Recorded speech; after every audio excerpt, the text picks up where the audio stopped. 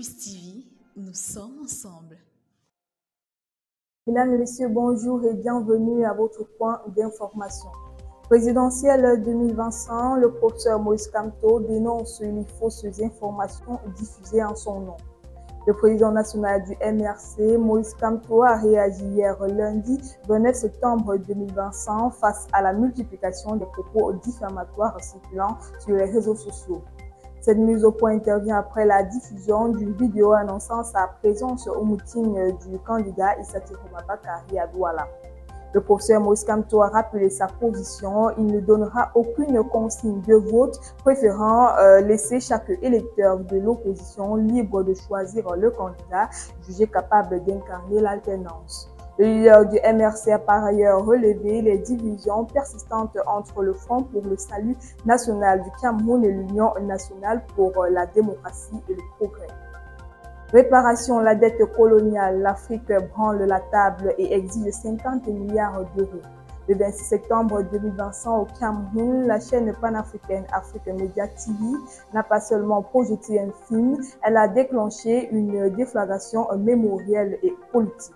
Le documentaire Réparation la dette coloniale, œuvre rigoureuse du cinéaste sénégalais Ibrahim, est le point d'orgue d'un mouvement qui traverse l'Afrique.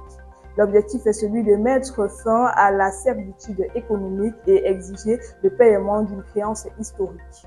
Pour la première fois dans l'histoire de l'UA, la demande de réparation n'est plus un débat de salon ou une utopie marginale, mais une période continentale portée par le Ghana et l'Algérie.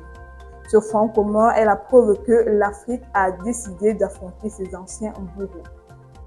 Nigeria, grève au sein de la méga raffinerie Dangote. Au Nigeria, un mouvement de grève a débuté qui touche notamment les agences publiques du secteur pétrolier à l'appel de l'Association des cadres du pétrole et du gaz au Nigeria. Le syndicat est engagé dans un bras de fer avec le milliardaire Aliko Dangote, accusé d'avoir licencié des centaines de travailleurs employés au sein de sa méga raffinerie située en périphérique de Lagos. Les grévistes espèrent progressivement perturber l'approvisionnement de l'usine en pétrole brut. Malgré les appels au calme et les dénégations répétées du groupe Dangote, le syndicat nigérien des cadres du secteur pétrolier et gazier a maintenu son appel à la grève pour dénoncer ce qu'il considère comme une injustice. Nouveauté à la Coupe du Monde U20 au Chili, le carton vert est testé. La FIFA innove avec l'introduction du carton vert. Contrairement au carton traditionnel, celui-ci ne sera pas brandi par l'arbitre, mais utilisé par les sélectionneurs pour demander une revue vidéo dans le cas précis. Penalty contesté, carton rouge, but validé ou refusé, erreur d'identité. Chaque entraîneur pourra utiliser 2 cartons verts maximum par match, une sorte de challenge comme au basketball. Cette innovation avait déjà été testée lors de la Coupe du Monde féminine U20 en Colombie. En parallèle, la FIFA expérimente aussi le football vidéo, support une technologie plus rapide et moins coûteuse que la barre qui permettrait à davantage de pays d'y avoir accès. Et c'est tout pour votre bout d'actualité ce matin.